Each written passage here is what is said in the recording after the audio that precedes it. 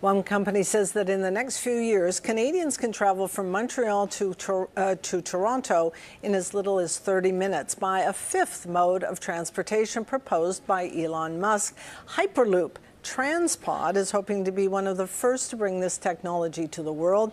Joining us for more is the founder and CEO of TransPod, Sébastien Gendron, and joins us here. Thank you very much. Thank you. We were talking in the break about how did you conceive of this particular idea? It wasn't just Elon Musk.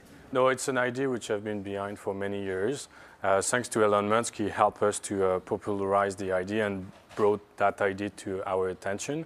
But it's been around, like for example, I don't know if you have noticed how the cash is being moved at Costco, for example. So it's kind of applying the same idea to transportation. Isn't it a pneumatic tube? Yes, yeah. I used to use pneumatic tubes to get from the fourth floor to the second floor. Tell us what the technology is and how it actually will work. So we're clearly talking about the next generation of high-speed transportation. It's a vehicle the size of a GO Transit coach, so we're talking 25 meters long. And those vehicles will move from Toronto to Montreal in a low pressure tube structure. So which thanks to that you can remove most of the friction forces and being able to achieve such a speed. How close are we to this kind of technology? So much closer than what we think. Actually, we should be able to finalize the technical feasibility of that system by September.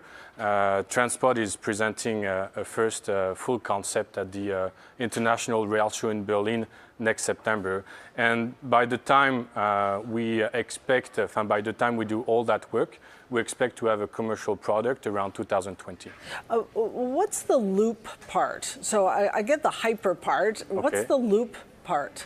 What do you mean the loop? Well, it's called the Hyperloop technology. So when I think loop, I think going around in circles. Yeah, that name was actually created by Elon Musk itself, just as a fifth mode of transportation. So I guess within the loop word, we mean going back and forth in a tube structure. So that's the idea behind it.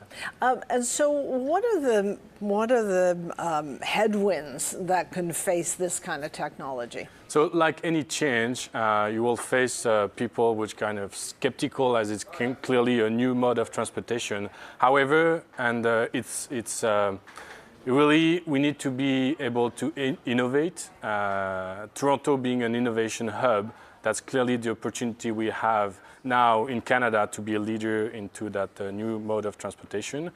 We don't want to be, Canadian companies don't want to be the Kodak of tomorrow or the Nokia of tomorrow. So it's clearly, and as we're not the only one, there's also two other companies working in the US on this system.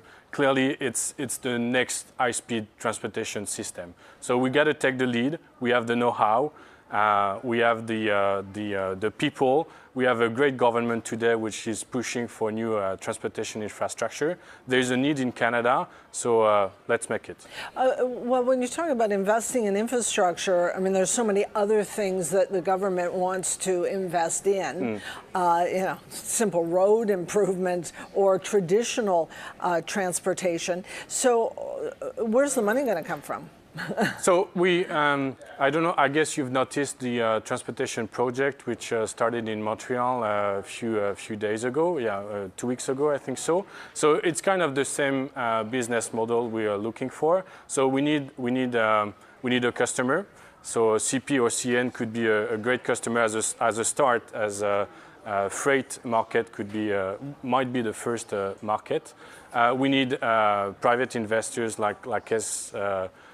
From Quebec, like as the depot from Quebec. So private funding from similar companies in Ontario would be great. And for sure, we want to partner with current industrial companies to have better chance of success.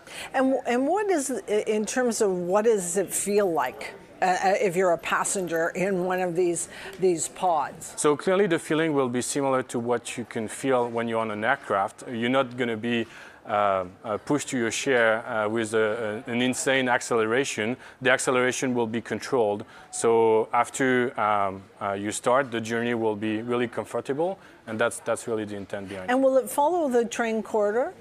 It's one idea.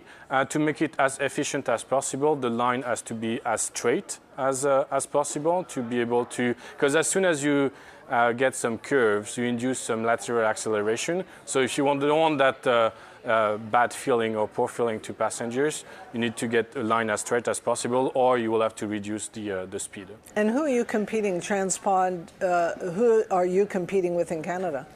Actually, nobody so far. We are the only startup working on that. We're competing against 2 other startup companies. However, there is room for more than 3 players, and it's growing. It's clearly an emerging market, and we need to be. Canada has to take the lead on that, and we can bring the expertise and get the first line running in Canada.